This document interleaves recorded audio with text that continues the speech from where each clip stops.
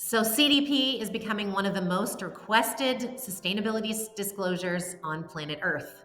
If your customers like AstraZeneca or L'Oreal or many more, or partners or your employees are asking if you do Carbon Disclosure Project or CDP, then this video is for you. My name is Lindsay Hampson. I'm the sustainability president at This Rock Inc. We actually just helped 3 businesses get their CDP score to meet supplier demands. Their scores came out in December, and all 3 of them hit the mark, which is awesome. They actually built real climate discipline that will pay off for years, too. So, how CDP works, what it asks of your business, and how you can move from disclosure to leadership, that's what this video is all about. I want to talk to you about why you need to report, what questions you're going to face, and what it will take to move from your first time score to moving up, maybe to a B, up to an A, and so on. All right, stay with me and let's learn about CDP. So let's cover who is asking your business to do this. Most companies join CDP because a large customer or investor is requesting it. I see this all the time. People reach out to us at This Rock and say, we've never heard of CDP before, but during our annual review with one of our big customers, they need to see how we landed with CDP. So that could be why. If you receive a CDP request, it might be coming from an email from your supplier or directly from CDP. Your score will then become visible to that requester. So when you actually log into the CDP portal, it will say who's requesting your CDP score, and maybe that large customer or multiple customers will be listed, and you'll have to say, yep, they can see our score. You do not legally have to report unless a customer demands it and you just don't want to lose their business. So, what is CDP, or the Carbon Disclosure Project? Well, it's a global system for measuring and scoring corporate climate action.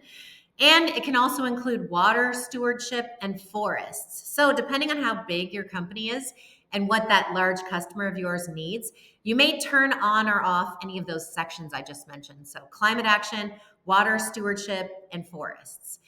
Scores. People always want to know, what's the score? Scores range from D all the way up to A, depending on how advanced your company is and transparent your climate strategy is. So that's how you score.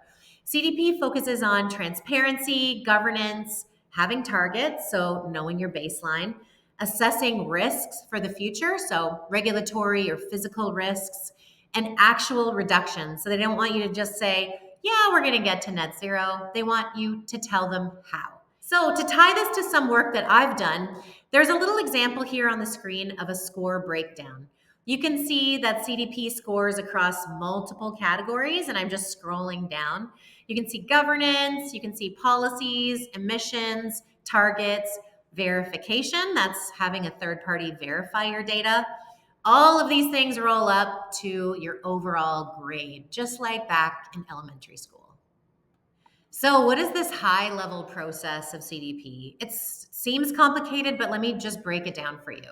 So, CDP will send you a questionnaire. This doesn't happen all year. It actually opens up at a certain time of year. We've seen April before, we've seen maybe June before. So, the questionnaire will be open and there will be questions on climate change, water, or forests. Remember, depending on what has been turned on by your large customers. So you're going to gather evidence, data, and policies, get them all ready. I always suggest to people, open up a spreadsheet, put all the questions down in it, and then just start writing beside each one. Yes, we're going to answer it this year. Do we have data for it? Even accountability. Who's going to get us that? So once you know all the things you need and you start going to get them, it could be raw data, it could be a detailed description of how you're reducing your consumption, for example. Get it all ready. Then start uploading it over the summertime. So you can upload it anytime after it's open, but people always usually end up doing this loading over July, for example, or August. Typically, these things are coming around due end of summer or September, for example. So once everything's uploaded and you feel happy about it, you have to verify it and you click the magic submit button. The good news is inside the portal, you can have multiple people participating. So if your team's kind of large and you have someone tackling environmental data, someone tackling policies, you can collaborate in there. Once you're happy with it, you click the button. It takes a little bit of time for CDP to independently score you. They score from D- all the way up to the brilliant A. And scores are released late in the year. So you're going to be asked about governance, and governance really just means how are you accountable? Who's in charge of this? Is there any board oversight or senior leadership oversight? Then they're going to be asking you about policies. Do you have an environmental policy? Do you have a sustainable procurement? What about business ethics? Maybe human rights, for example, maybe weighted less, but they may ask. Data is the next one. Do you have scope 1 emissions? Do you have scope 2 emissions? What about scope 3 emissions? And if you have scope 3, what categories are you covering? Which ones are material to your business? They'll also ask you, for example, about energy use, water, for example, as we talked, and so on. Then they're going to ask you about targets. Okay, good that you have baselines, but have you ever thought of reducing your consumption or your usage? What climate targets do you have? Are they science-based, SBTI, or not? Do you have short-term targets? Or are they long-term targets? Then they're going to ask you about risks and opportunities. Climate transition risks like crazy weather, supply chain disruptions, etc. And also low carbon opportunity identification. Are there any good things that are happening for your business because of climate transition? Then they're going to talk to you about transition plans. Have you thought about getting to reducing emissions? What actions are you taking? What about investments? What about energy efficiency? Are you using renewable energy? And then they're going to ask you the magical question about verification. For example, do you verify your emissions data, or are you just calculating it yourself? Boxes are defeating, purpose always fleeting. I pose questions to the ceiling. Before I get into what does your grade mean, I always take a step back and tell clients, what do you need to get? What is that large customer needing from you? Do they just need you to participate in CDP? Well, then it's a journey. So it's okay to get what you get in your first year, and let's try to improve every year. So what is a D? A D minus or a D disclosure? It means, yes, you answered, you put your company name in, it's a first. First timers often land in the D range, meaning you answered honestly and truthfully and your program is just getting started. What about C or C minus? Well, we call this awareness, meaning you understand your climate impacts, you have some policies, you have some data, and you're getting organized. A B or a B minus is management, and this means you have policies, you probably have governance, you have targets, and you have initiatives, and you have early performance, meaning are things getting better? Are they getting worse? You're actively managing climate risks often here, and you uploaded file example here.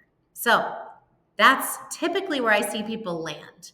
The superstars, A minus and A, these are the leadership or the leaders. But if you're watching this video and you really want to know how to move from a B to an A, let's get into it. So to move into leadership, A, companies need third-party verification of emissions. That is the biggest lever, and I've mentioned it a few times.